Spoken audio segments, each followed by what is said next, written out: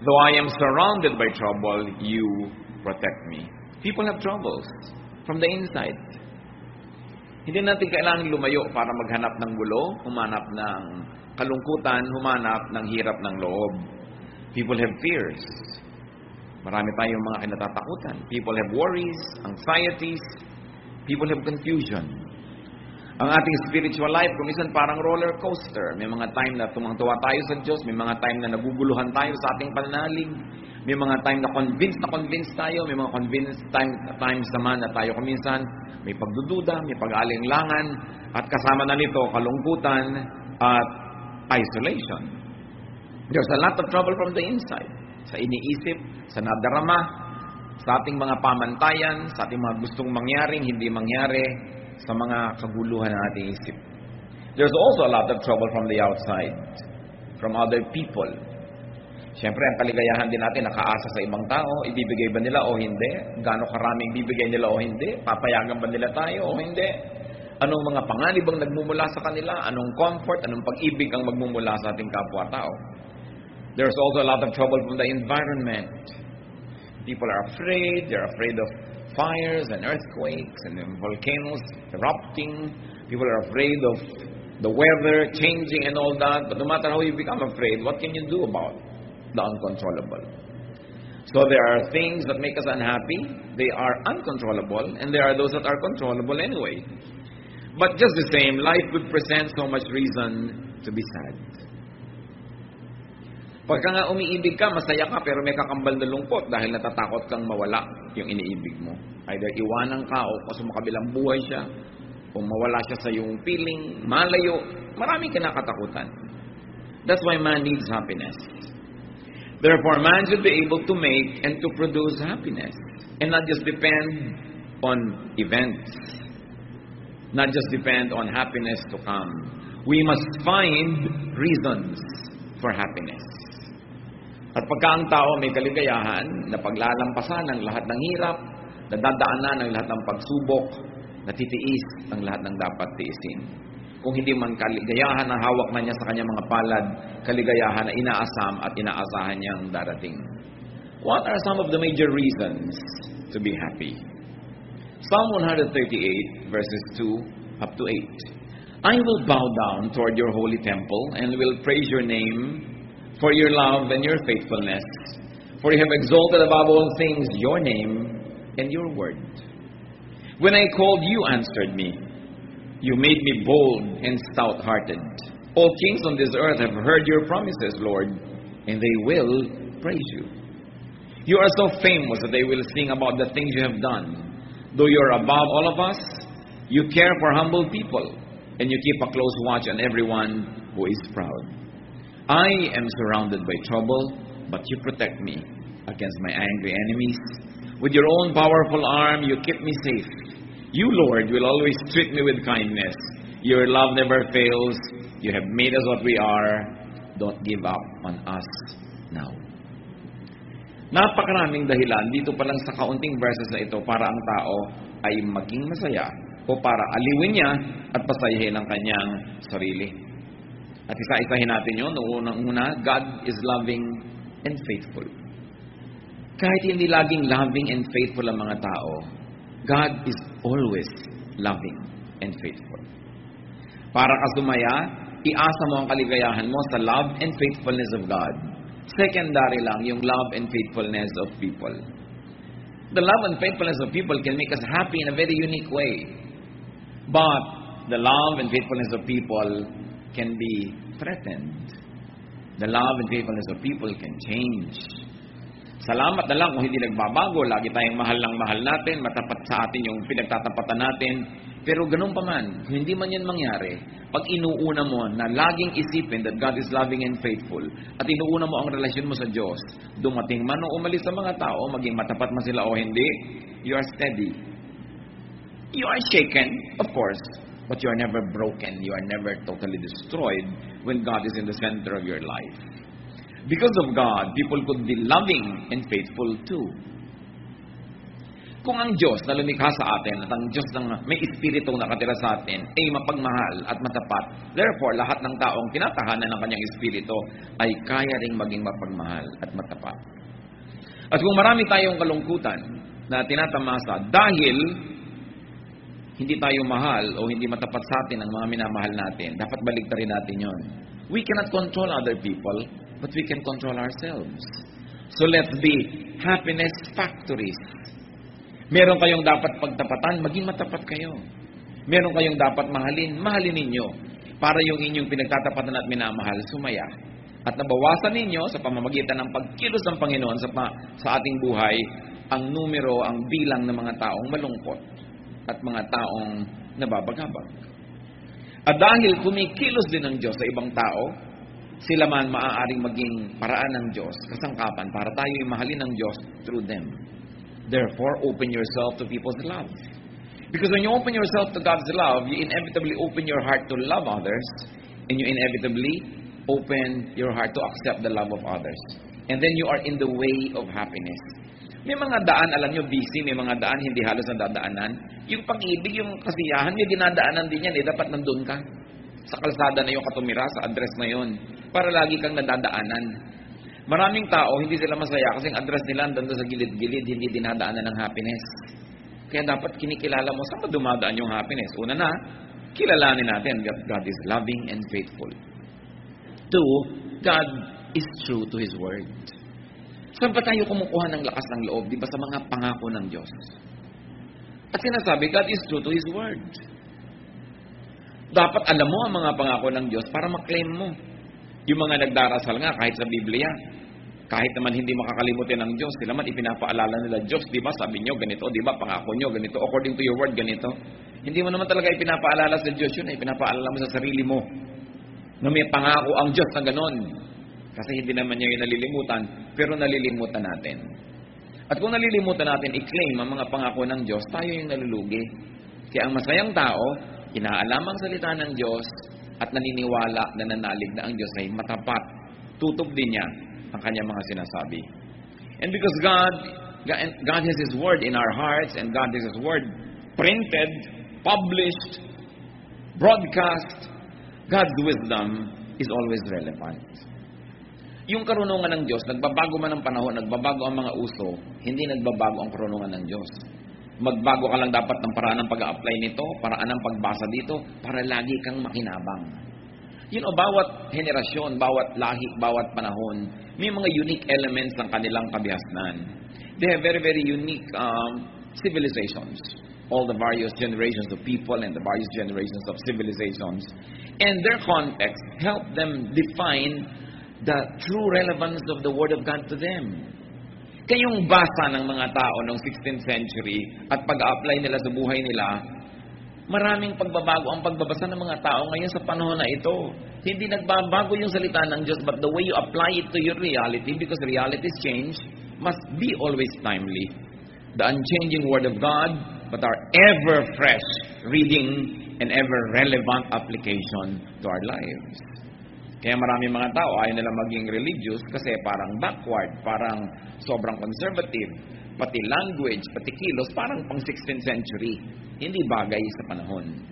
Dapat alam natin yung mga basic moral bedrock of the Word of God at yun ang hindi dapat ma-violate. But the way they are transplanted and read and interpreted and applied to daily life must always be relevant.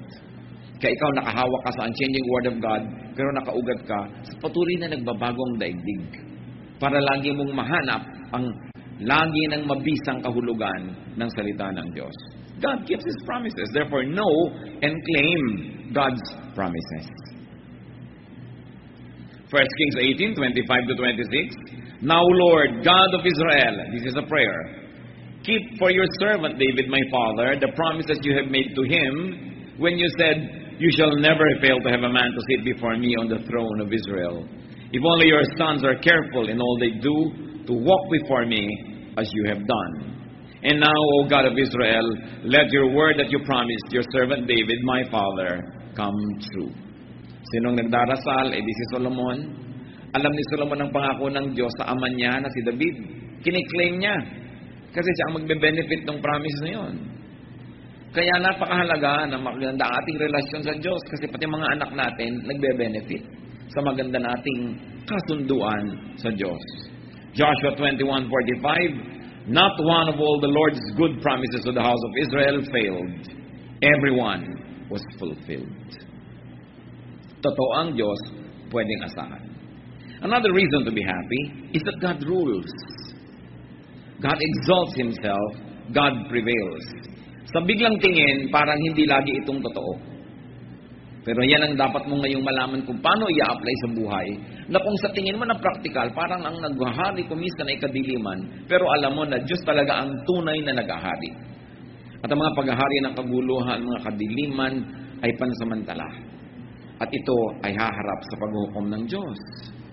Kaya ang dapat, lagi ka nang nasa panig ng totoo, sa panig ng tama, para hindi ka natatakot na humarap sa Diyos.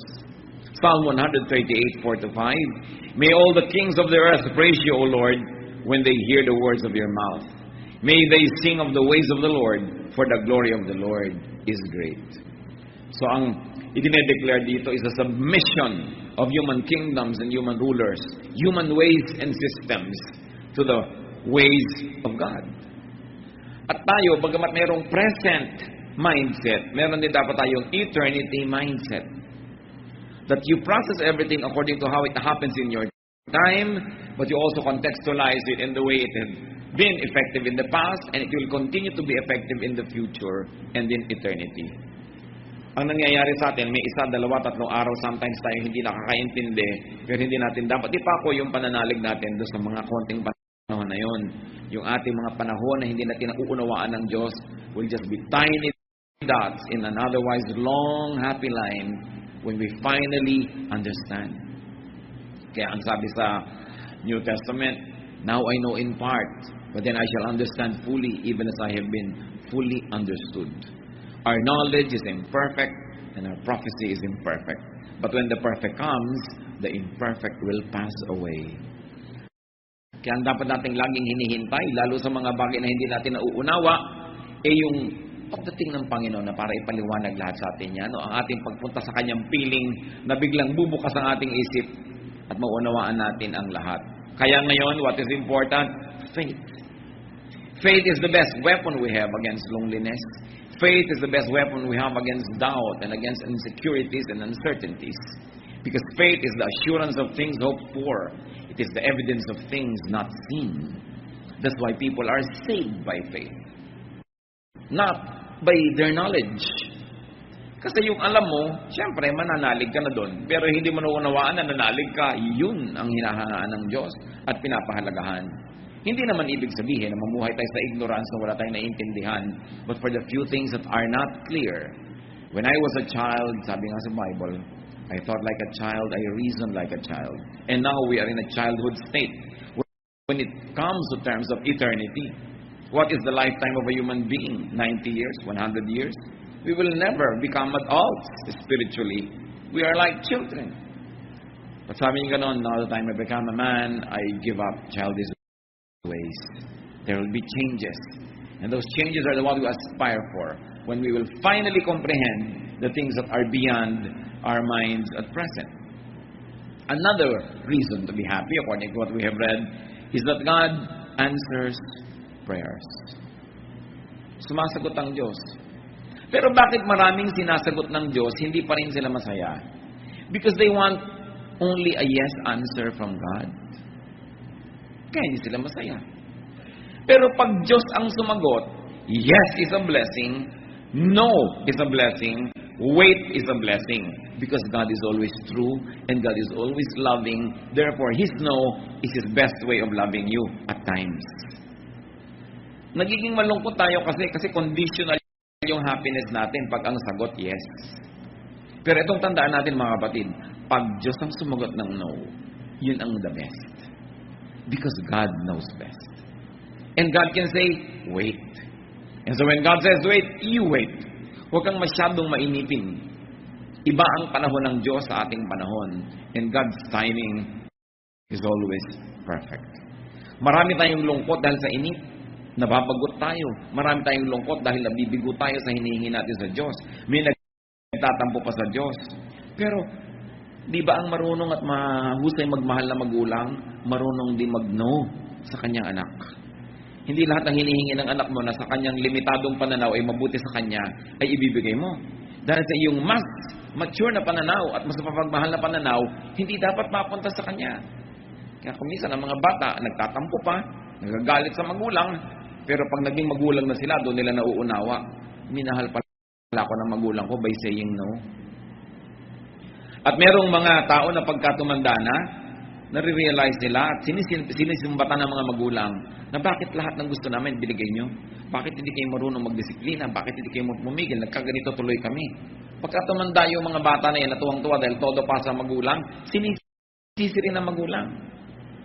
Kaya tayo, when we become really spiritually mature, we will be thankful for every no answer of God.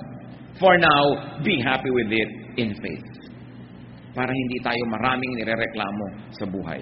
God gives courage. Sa mga pinanghihinaan ng loob, sa mga nanghihinaang pananalig, sa mga natatakot, anong nagpapasaya? Yung binibigay ng Diyos sa atin na tibay. Courage. Katapangan. Kaya, lagi ka dapat sa Diyos lumalapit. And what's important is that God cares for humans, for persons, especially for humble people.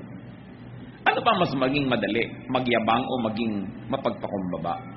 Ano ba ang mas low maintenance? Kayabangan o kapakumbabaan? Kaya ang tao nagpapakumbaba, mas madaling sumaya. Ang tao hindi nagyayabang, hindi nagmamataas, hindi nagmamatigas, mas marami siyang kaligayahan. At kung sinabi sa binasa natin sa scripture that God cares for humble people, you want to be happy? You want God's care? Be humble. At hindi lang Diyos ang magiging maibigin sa iyo, pati kapwa-tao. Kasi wala namang tao natutuwa at nagmamahal sa mayabang, sa matigas ang loob, sa nang titikis, sa nang sasadista. Wala namang natutuwa sa ganun. Kaya dapat makita natin ang pandaraya ni Satanas. Pag natitempt tayong maging mayabang, maging matigas dyan, maging mahirap na makasundo, gusto ni Satan mangyari yun para magalit sa atin ng mga tao, para lalo tayong lumungkot, at para malayo din tayo sa Diyos. So God cares for humble people. You want to be happy? Be humble. Make it a habit to be humble. Kasi pag mayabang ka, may minemaintain ka. Pag minemaintain ka, nakaka-insecure. Baka hindi mo lagi ma-maintain. Nadadagdagan ang mga nervyos mo sa buhay. God keeps the proud in check. Why should that make you happy? Because if you're the one being proud, God prunes you and corrects you para hindi ka lalong lumala. Ang palo ng Diyos, isa na naman yung paraan ng pag-ibig. Napalo ka dahil mahal ka. Yung bang anak ng kapitbahay na hindi mo mahal, papaluin mo pag gumagawa ng mali.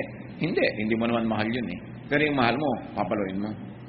At pag pinapalo tayo ng Diyos, siya ang unang-unang nasasaktan. Tulad din ng magulang na namamalo ng anak. Liban na lang yung mga magulang na sa sobrang galit, gumaganti na lang talaga, nambugbog na lang ng anak dahil nagalit siya. Pero yung kalmado ka, papaluin mo, mahirap gawin yun. Kaya nga ang mga magulang, pinapayuhan natin, pag galit na galit kayo, tinuturo naman sa Bible, mamalo ng anak Pero huwag kayong mamalo habang galit kayo. Kasi baka naghihiganti lang kayo nun. Baka it is the evil nature that was insulted or challenged and now you're trying to be supreme and you're trying to assert your seniority and authority. Tuloy, hindi ka na namamalo para magtuwid, namamalo ka para gumanti. Iba yun. Hindi gusto ng Diyos na ganun palo. Pero yung palo ng pagtutuwid, mabuti yun sa pinapalo. Ngayon, kung ikaw si mayabang, na humble ka, na walang ka na ipinagyayabang mo, pero anak ka ng Diyos, masaya ka dapat. So pwede mong sabi, Lord, salamat, napahiya ako, salamat. Kinapos ako, salamat. Na-humble ako. Kasi nalilibang na ako, nakakalusot ang mga kayabangan ko. Akala ko pwede na. Akala ko deserve ko kasi yung ganong mga kayabangan. So, pagka ikaw nga palo, pasalamat ka. Pero bakit pa rin tayo magiging masaya that God keeps the proud in check? Kasi kung tayo yung api, kung tayo yung nagpapasensya, tayo yung na the damage ng mga mayayabang, alam mo na hindi naman sila ito-tolerate ng Diyos sa matagal. Hindi kailangang ikaw ang magtuwid sa kanila, hindi kailangang ikaw ang sumira sa kanila. Ang Diyos ang bahala sa kanila. Ang sabi ng Panginoon, vengeance is mine, I will repay. Anong kaligayahan ang makukuha natin dyan?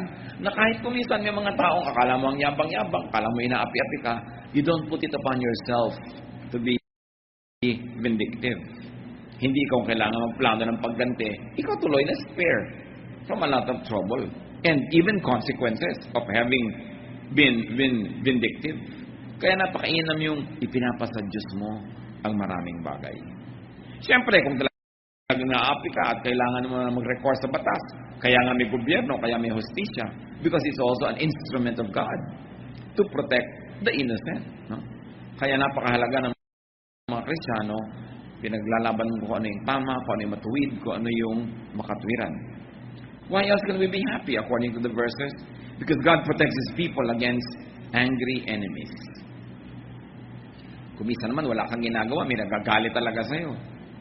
Pero nakikita ng Panginoon ang lahat ng yan. Sa Panginoon kayo magsumbong. Kung may mga taong nagagalit sa inyo at matapos yung magsaliksik ng inyong budhi, alam nyo naman na wala kayo talagang ginawa para magalit sila, then ipasa Diyos.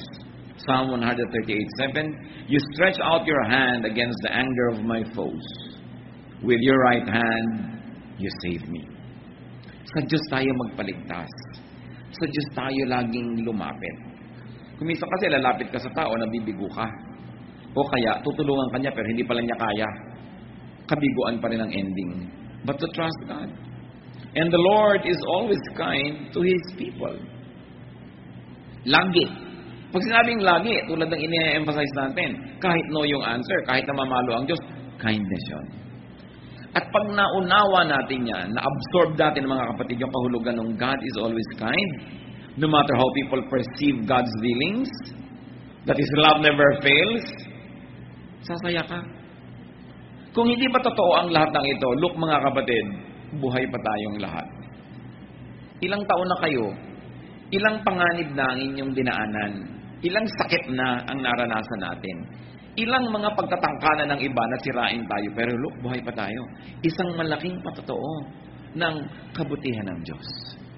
At kahit hindi ka pa rin buhay ngayon, sinabi nga, to live is Christ, to die is gain. Wala kang pwedeng puntahan na hindi nandun ng Diyos. Pasalamat ka pa rin. Kaya ang happiness mo, dapat walang pagsidlan. Walang kondisyon. Ano man yon, anak ka ng Diyos, everything that happens is a blessing to those who love God and are called according to His purpose. And even if we move to the next life, God will be there. Yung greatest fear natin, death, should be the greatest liberator. Because we will at last be spiritually one with our God. Psalm 139 verses 7 to 8. Where can I go from your spirit? Where can I flee from your presence? If I go to the heavens, you are there. If I make my bed in the depths, you are there. Sa pusudo ng dagat, nandun ka. Sa kataas-taas ang langit, nandun ka. Paano kita tatakasan? Napakasarap na yung mga basic truths na ito laging maalala. Kaya sinabi, though I walk through the valley of the shadow of death, I will fear no evil. Mga kapatid, ano yung mga valley of the shadow of death ng inyong buhay? Sasakay ka ng aeroplano, ninenervyos ka. Diba? Yung, ayan, I am walking through the valley of the shadow of death. Sasakay ka ng barko kuminsan, ninenervyos ka, lalo masungit ang panahon. Ang dami-dami sa ating citizens, walang magawa. Talagang wala silang sariling sasakyan.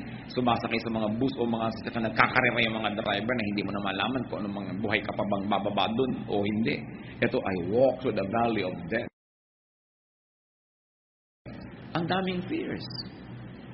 Baka ka mawalan ng trabaho, baka ka magkaroon ng sakit, baka kung ano-ano. Pero ang sabi, even though I walk through the valley of the shadow of death, I will fear no evil because you are with me. Dahil kasama natin ang Diyos. Napansin nyo ba, 8 mga dahilan yan para sumaya, pero meron niyang isang common denominator, mga kapatid. It is all God-based and God-centered. Lahat ng dahilan ng kaligayahan na yan, dahil sa Diyos, dahil may Diyos. Many people are sad because they seek happiness outside of God.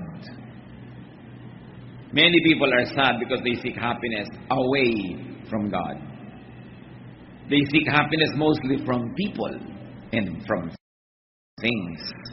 Therefore, people are sad. Pero ito, 8 great reasons to be happy, and all of them focus on God. Puro yung God is like this, God is like that, God's word is like this. Kaya yung tao na inuuna yung Diyos, nakasentro ang Diyos sa kanyang puso, talagang ang Diyos naka-enthroned sa kanyang isipan, sa kanyang damdamin, masaya yun. Kahit dinadalaw ng paminsan-minsang lungkot, dinadalaw natural ng paminsan-minsang mga duda, pero paminsan-minsan at hindi siya nagkakagiba-giba. Dahil Diyos ang sentro ng kanyang buhay. At ito ang itinuturo ng Panginoon. Alam nyo, struggle ko matagal yan nung araw. Tinatanong ko sa Diyos, bakit lagi mo, Lord, gustong number 1? Bakit kailangan number 1 lagi? Is God egocentric? Kulang ba siya sa pansin? Pero talagang na-share ko na rin sa marami sa inyo. The Lord revealed to me that He wants to be number 1 because when He is number 1, we will be happy. Pag ginawa mo number 1 tao, kawawa ka. Pag ginawa mo number 1 bagay, kawawa ka. Pero pag Diyos yung number 1, lagi siyang nandun. Di siya nagbabago. Lagi kanyang mamahalin. Mahalin ka man o hindi ng tao, magkaroon ka man ng pera o wala kang pera, andun lagi yung Diyos. Kasi pag number 1 siya, siyempre number 2, number 3, number 4 mahalaga. Pero hindi masyado, hindi kasing halaga ng number 1. Ngayon, isipin niyo mga kapatid, ano ba o sino ang number 1 sa buhay natin? Pag sinabi mo, ang number 1 ko, ang aking misis, mahirap yan. Dapat number 2 lang siya. Dapat number 1 ang Diyos. Number 2 din si Mister. Kasi ang number 1, Diyos. Mga misis, huwag na kayo mag-asam na number 1. Pag Diyos ang number 1, number 2 lang kayo, sigurado wala nang number 3. Pero kung kayo number 1, baka may number 2, 3, 4, 5. Mahirap yan. Dapat Diyos ang una talaga. Kaya sa atin mga anak, ituturo natin ang pag-ibig sa Diyos, sa ating mga mahal sa buhay. Pagka lahat tayo ang number 1 Diyos, ang ganda ng mundo. Sasaya tayo. Number 1 kasi ibang tao kaya papatay ka para sa kanya. O ayaw niya sa'yo, babarilin mo na siya dahil ayaw mo na sa kanya. Mababasa mo sa mga dyaryo. Mga crimes of passion. Ayaw ko na sa'yo. Gusto pa kita. Paano ayaw ko na nga sa'yo? Paano yun? Pero ang Diyos, hindi siya aayaw sa atin kahit kailan. Lagi niya tayong gusto. Kahit kumisan tayo pa yung umaayaw. At yung pag-ibig na yon, isa sa mga pinakamahiwagang pag-ibig, madaling sabihin, pero mahirap unawain. Kasi hindi naman kinakamot ng Diyos ng likod mo, no? Pagka kumakate, hindi ka naman niya inaabutan ng malamig o mainit na inumin. Hindi ka naman niya binibigyan ng diretsahan ng pera o karinyo. Kaya kuminsan nalilimot natin yung ganong uri ng love affair that we should develop. Ang lagi nating inuuna, yung nakikita ng mata, yung nararamdaman ng balat, yung andyan. But remember that though we are bodies, we are also spirits. Na mayroon tayong dalawang uri ng pagkabuhay na isinasabuhay. At yun yung ating buhay sa laman at yung buhay sa espiritu. Pag yung buhay mo sa espiritu masigla, masaya, kaya kanyang dalin kahit na nagkakagulo-gulo yung buhay mo sa laman. Pero pag yung buhay mo sa espiritu wala, kahit anong saya ng buhay mo sa laman, pansamantala, mababaw. It is like chasing rainbows, and when you get there, it is not there. Nakikita nyo, napakaraming mga matagumpay na tao, inaamin din nila, hindi rin naman masaya. Although marami rin namang hindi matagumpay na masaya, so mabuti ng matagumpay kang malungkot kasi hindi ka matagumpay na malungkot din. So huwag natin gawing excuse yan. Pero ang point, unahin ng Diyos. Paano nyo gagawin yun? Kayo lang makakapagsabi. Kung paano nyo siya uunahin. Kung paano nyo bibigyan ng panahon, paano tayo de-develop ng pakikipagmahalan. Kasi ang Diyos, persona. Hindi siya usok. Hindi siya drawing. Hindi siya bato. Isa siyang persona, may damdamin. At gusto makipagmahalan sa tao. Ang isa sa mga pinakamatatayog at pinakamabubuting layunin natin, mission, develop a loving relationship with God. And you've got to find your personal way to do that. Your spirit will tell you if you only listen. Now, what is the way to be happy? Nagbigay tayo ng mga reasons to be happy. Psalm 138, 1-3. I will praise you, O Lord, with all my heart. Before the gods, I will sing your praise. I will bow down toward your holy temple and will praise your name for your love and your faithfulness. For you have exalted above all things your name and your word. When I called, you answered me. You have made me bold and stout-hearted. So the way to be happy, praise God with all your heart. Siyempre, may literal. Sing praises to God. Sabihin mo ang mga kabutihan, i-declare ng iyong bibig. Praising and singing is doable. Therefore, praising and singing are all both decisions. Happiness can be a decision. You can decide to be happy. You can decide to be sad. So, pag kumanta ka, nakokontrol mo yun. Mamaya yung kanta mo, inililift up na niya yung spirit mo sa Panginoon. Mahirap sabihin, sasahin ko ang sarili ko, pero mas madaling sabihin, kakanta ako sa Panginoon. Pupurihin ko ang Diyos. Magsasabi ako ng mga mabubuting bagay. Iisa-isahin ko, gugunitain ko ang mga pagpapala at kabutihan sa akin ng Diyos. At bago mo mamalayan, umaalis ang iyong lungkot. Bakit? Hindi kasi pwedeng umupo yung lungkot sa trono ng puso mo kung Diyos ang pinapaupo mo doon. Kaya nakakaupo yung lungkot sa puso mo, hindi mo pinapaupo doon ng Diyos. O kaya nalilimutan natin nakaupo ang Diyos na i-ignore siya. Siyempre, only one thing occupies one place at one time. You cannot both be happy and sad at the same time. So you're sad, palitan mo, gawin mong happiness. At yan pwedeng gawin. May mga doable tulad ganyang pag-awit sa Panginoon, pagpapasalamat. There is mystery and there is power and there is miracle in that. Gawin mo lang.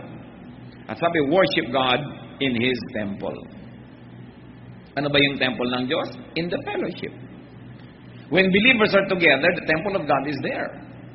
It is not a building. It is the spirit of one believer joining with the spirit of other believers, and it is the temple of God. Merong himala na nangyayari when we fellowship together. Parang isang pirasong kahoy na nagliliyab, pagka humangin, patay na yung apoy niya. Pero pag maraming kahoy na tabi-tabi, pag humangin, lalong lumalakas yung apoy. Ganun ang importansya ng fellowship. At fellowship, hindi lang yung from 3 to 5 p.m. may fellowship, hindi yun. Yung talagang nakikipagbuhol-buhol yung buhay natin sa buhay ng mga ibang believers. Hindi lang tayo umaattend ng program, tapos fellowship na ba yun? Ang fellowship, yung saya niya, saya mo rin, yung lungkot mo, lungkot niya rin, nagkakahati-hati, nagkakatulong-tulungan. Ang Diyos kasi nilikha tayo na talagang nakikipag-asahan sa ibang tao, umaasa at naaasahan. Kaya marami daw malungkot, sabi nga ng isang poster, people are lonely because they build walls instead of bridges. So we build walls to people, against people, we become sad. That's why we fellowship. Itinuturo yan sa Biblia, always fellowship. Kasi alam ng Diyos, maraming lungkot ang buhay. At maraming ligaya tayong matatamasa sa tunay na pakikipagkapatiran. Yung tunay na pakikipagpalagay ang loob at pakikipagtulungan. Hindi yung superficial lang. Hindi yung strict mo sa fellowship, ayaw na tuloy umattend ng iba. Hindi na sila pwede maging totoo. Pagtanggap, walang patakarang pagtanggap sa kapwa. Pagmamahal, pagtulong para siya umasenso, ma-develop, may saya dun. You are able to unmask yourself and you're able to be your true self in the presence of another person or persons that already gives you happiness. Ang hirap-hirap nung nag-iisa ka na nagdadala ng problema mo, nag-iisa ka na nakakaalam ng tunay mong mga iniisip, niloloob, ng tunay mong pagkatao, it isolates you. Pero kung tayo bukas ang ating puso, bukas ang ating palad na tumanggap sa ating kapwa, we make them happy. And in the process of making people happy, miraculously, you also become happy. As you know it by experience, that when you make people sad, you also become sad. Kahit kuminsan natutuwa ka, ay nagantihan ko siya, ay naipahiya ko siya, pero makinig ka sa budhi mo, may napalungkot kang tao, may nasaktan ka, ang totoo nasasaktan ka rin. Bakit? Nilikha kasi tayo ng tao na, ng Diyos na kapwa-tao. Ang nangyayari sa kapwa natin, nangyayari rin sa atin, na iintindihan man natin yun o hindi. Kaya mas nagpapasaya tayo ng iba, mas sumasaya tayo. mas nagpapalungkot tayo ng iba, mas inuusig tayo ng budhi natin. Kung minsan gasgas na yung budhi na yon, hindi na malinaw, pero meron ka pa ring heavy feeling na hindi mo malaman kung bakit, kasi may atraso ka pala sa iba. Ang isang pinakamabisang paraan para sumaya, magpasaya ka ng iba. Sasaya ka sigurado. Magbigay ka sa gutom, magbigay ka sa mga bata, magbigay sa nangangailangan. Pero ang isang pinakamabilis lumungkot, magdamot ka. May nangangailangan, may ibibigay ka, pero pinagdamutan mo, natutuwa ka dahil yung pera mo hindi nagalaw, hindi ka naabala, pero may lungkot ka rin. Kung aaminin mo yun, may lungkot ka. So we go back to our basic humanity, that our happiness is in making other people happy. It is a true fellowship, true worship. So we worship God in His temple among the believers, and you worship God within you, because the Spirit of God is in your heart. Therefore, make peace with yourself. Pag sinabi mo yung self, ano yun? Yung Espiritu ng Diyos at saka yung flesh, magkasama, yun ang self mo. You make peace with yourself. You make peace with God who is in you. Makinig sa usig ng budhi, makinig sa konsyensya, at kailangan matuto ka rin na tanggapin ang iyong sarili. So that you are at peace with yourself. Pag ikaw ang number one nagre-reject sa sarili mo, dahil may iba kang gustong pagkatao, may iba kang gustong itsura, meron kang gustong ibang buhok, meron kang gustong ibang height, hindi ka sasaya. Kasi you are not at peace with yourself. We are not perfect. We must move from glory to glory. We must improve and improve and improve. But you begin with accepting yourself. Maraming lungkot kasi we are on denial. Hindi natin ina-accept ang sarili natin. At pag hindi natin ina-accept ang sarili natin, paano natin na-acceptin ng iba? There is genuine liberation in being accepted and in accepting others. How else to be happy? Ask help from God. First and foremost. God dapat una. Yung iba kaya lang nagdadasal pag wala nang magagawang iba. Ay, wala na tayong pwedeng kailangan magdasal na lang tayo. Dapat unahin ang Panginoon. Because He answers prayers according to what we have read. Make God your first, not your last resort. And be humble, as we have said. The humble can be much, much happier. Because God is soft-hearted to the humble. James 4:6. But He gives us more grace. That's why Scripture says, God opposes the proud, but gives grace to the humble. In 1 Peter 5:6, humble yourselves, therefore, under God's mighty hand, that He may lift you in due time. Happiness is more easily attainable in humility. And as we have said, accept yourself. Accept your life. It doesn't mean na huwag ka na mag-ambisyon na improvein yan. It doesn't mean na huwag ka na magkaroon ng mga pangarap na makalaya sa kung anuman ang gumagapo sa iyo ngayon. But for the time being, accept your reality. Do what you can to change it for the better. But while the better is not yet achieved, be happy with your reality. Do not live in denial. Kailangan tanggapin mong eto ang buhay ko ngayon. Gusto ko napakarami sanang halamanan pero nakatira ako dito sa prasong bahay na ito. So maglalagay ako ng halaman sa lata ng floor wax. May halaman ka na rin. Hindi pa lang na marami. You can alter your reality and you can create your reality. Yung mga Japanese, dahil sa dami nila, siksikan, dami ng populasyon, they have developed to have privacy in the mind. Yung nasa loob lang nila yung privacy nila. Nasobrahan nga, kaya marami, nagpapakamatay nalulungkot masyado. Pero ibig sabihin, close your eyes and you can be alone though you're in a crowd. The way you think, the way you react to your environment will make you happy or sad. God made you as you are. Psalm 138:8, the Lord will fulfill His purpose for me. Your love, O Lord, endures forever. Do not abandon the works of your hands. So pinapaalala, nung umaawit dito, huwag mong pababayaan, Diyos, ako na ikaw naman ang lumikha. Ganito naman ako kasi nilikha mo kung ganito, di ba? Sino bang lumikha sa atin, di ba, Diyos? Pero dahil nga sa nangyari sa humanidad na nalayo sa Diyos, so minsan sa iba sa atin, mas malayo, mas malapit sa image of God. So lahat tayo dapat lumapit ng lumapit. Pero your basic humanness and humanity, hindi naman creator si Satan eh. It's God who created us. So, sabi niya, do not abandon the works of your hands. Ako, O Diyos, ay gawa mo. So, turuan mo ako kung paano ko mabubuhay ng masaya, maka-Diyos, makatao, na ako ay ako. Na hindi ako yung iba. Na hindi ko pinipilit maging iba ako kasi ako ay ako at gawa mo ako. Although, I will improve myself and I will continue to change from glory to glory, but I will begin with accepting na kayo ang gumawa sa akin. Kaya ako ganito, ginawa niyo ako. At kung tayo mga kapatid, ay magkakaroon din ng ganyang paningin sa iba, kaya ganyan yung nanay mo, kaya ganyan yung tatay mo, kasi ginawa siya ng Diyos. Pero ginawa ka, pero anong reaction mo sa buhay?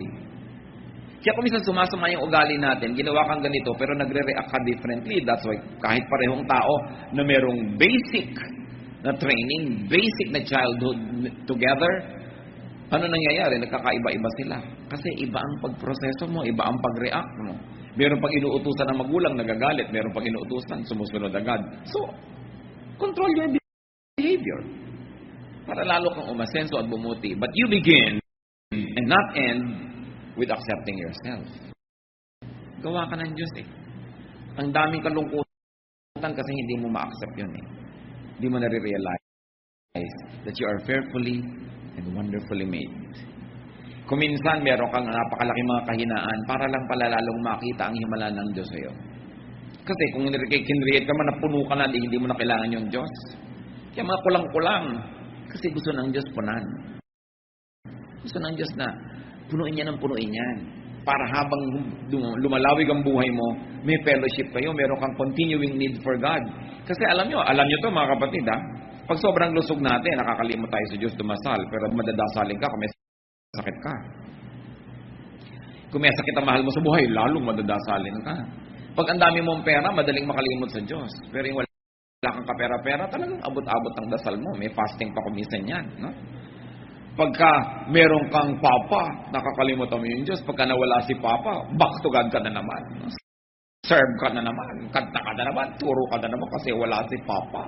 So, kaya may mga kulang tayo. Huwag yung isipin na nilikha tayo ng Diyos sa may kapintasan. Kaya tayo may kulang para punan ng Diyos. Pero tatanggapin mo sa simula, kulang ako. But here I am, Lord, fill me with your glory. Huwag yung ikalungkot ang mga kulang sa inyo. Ikatuwa nyo dahil dyan kayo pupunuin ng Diyos. Kasi sinabi ni Paul, when I am weak, then I am strong. Kasi kung saan ako kulang, doon may opportunity ang Diyos, napunan ako. Kaya yung mga taong puno na, ang yabang-yabang na, anong ginagawa? Iniligwak ng Diyos, itinataob, inaalis yung mga pumupuno sa kanila para maging humble ulit. Lord, kailangan ko kayo. So, sino ba nagbabalik sa loob, ng balik loob sa Diyos? Yung biglang umaasenso o yung biglang nag-fail? Madalas yung nag-fail. Although merong dahil umasenso, matalino siya, ay, mahal-mahal ako ng Diyos, lalo ako magpapaka-Diyos. Pero bihira yun. Madalas yung punong-puno ka na, itinapon nga, ayan, biglang wala kang laman, dasal ka na naman, balik ka na naman sa Diyos. Kaya pagka naitapon na gano'n yun, di ba, laging labing ang Diyos, lagi siyang tama. Sabi mo, Lord, bakit man meron ako na wala pa? Kasi nalilimutan mo na ako eh. Bumalik ka. Come back to me and I'll come back to you. Sabi ng Panginoon, return to me and I will return to you and I'll fill you again. Pupunin uli kita. Siksik-liglig, umaapaw. Pero kailangan, nandiyan ka, ready to be filled. Masarap yung ganon. So, sino ang nakakatanggap talaga ng mga himala? Di ba yung nagkakasakit? Yung lagi naman malusog. Di naman nila alam na everyday himala yun na nami-maintain. Kaya, hindi ko sinasabing ibigin natin na maging kulang, maging may sakit, maging mahirap. Pero kung yun ang kalagayan mo ngayon, yun ang reality mo, huwag mo ireklamo, ipagpasalamat mo na may opportunity kang lumapit sa Diyos. At ang Diyos ay nalalapitan, at ang Diyos ay sumasagot sa panalangin, at pupunuin ka niya. Ngayon, ang panalangin at ang tunay na pananalig, hindi ka pa pinupuno, nagpapasalamat ka na because you know that God is faithful. Di nawawala yung lungkot mo. Hindi mo lang sinapsychologize ang sarili mo dyan. Ha? Totoo yan. Pinangahawakan. Kasi sa nananalig, ang iniisip pa lang niya, totoo na. Kaya faith is very important. It is very, very crucial. There is so much reason to be unhappy, but there is much more reason to be happy. There is a way to be happy. Praise God. What does it take to praise God? Count your blessings. Thank God and praise God. And when you do that, God will change your mood.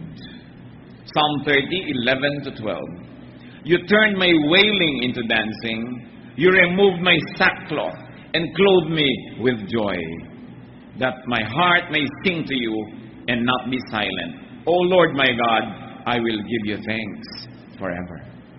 Sabi, tinanggal mo ang pagluluksa ko, pinalitan mo ng damit na pampiesta ang aking luksang damit. Ang pagpalaho ko at pag-iyak ko, pinalitan mo ng pagsayaw. Magagawa yan ng Panginoon sa atin, mga kapatid. At napakahalaga, gusto kong bigyan ng diin muli, be a happiness factory.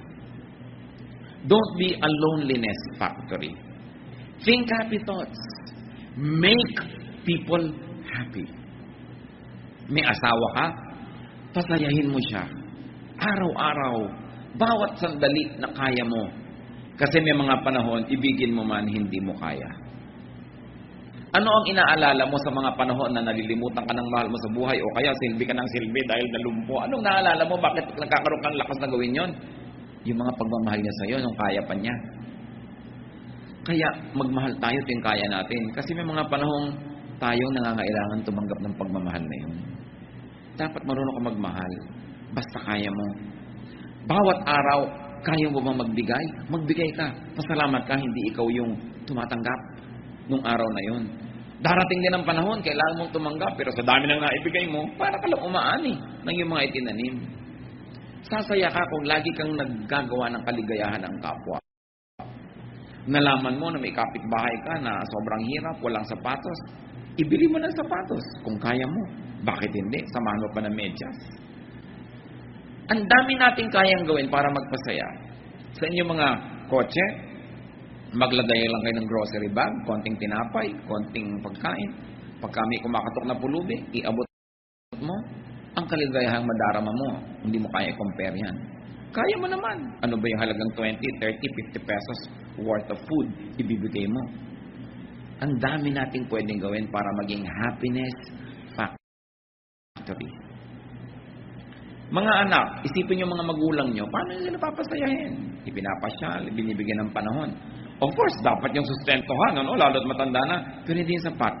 You should give time, attention. Be a happiness factory. Magulang ka, paano mo pasasayahin yung anak mo? Pero madalas, nadadaya tayo ng diablo, ha? Nagiging tayong loneliness factory. Tayo nagiging dahilan kaya lumulungkot yung mga tao. Yung mga umaasa sa atin, binibigo natin. Yung mga tao, pinapahiya natin. Pero pwede tayong maging happiness factory. Lalo may pera kayo, yun ang pinakamasarap. Giving away money is like defecating, the pleasure in it coming out.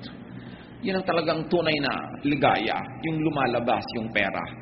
Yan ay matrain natin yung puso natin sa ganon. That's why it becomes a blessing to be rich. Because it's such a great joy to give away. Kung ang puso mo nasa tamang lugar. Manalangin tayo mga kapatid. Nais kong ilapit. Kung sino man ang may mga sobrang mga kalungkutan sa buhay. Kung sino man sa atin ngayon ang magsasabing, pag in-average ko yung buhay ko, masasabi ko, malungkot ako. Mas malungkot kaysa masaya. Nais kong ipanalangin ang sino mang magsasabi sa Lord na, Lord, kulang po ako, punan niyo ako. Nagkakatipon-tipon tayo mga kapatid para pagpalain ng Diyos. Gusto ko ngayong ipanalangin at nananalig akong didinggin tayo ng Diyos. Hihipuin ang ating mga puso. Sino man ang ngayon nagsasabing, ang dami-dami kong kalungkutan, gusto kong sumaya at sa Diyos ako lalapit. Tumayo kayo, lalapit tayo sa Diyos. Napakainam na sabihin sa Diyos, kailangan ko kayo. Meron ako mga unhappinesses sa buhay ko. Hindi yan nakakahiyang sabihin sa Diyos. Alam naman niya yung puso natin. Ang gusto niya, puso mapagpakumbaba, kumikilala na kailangan mo siya.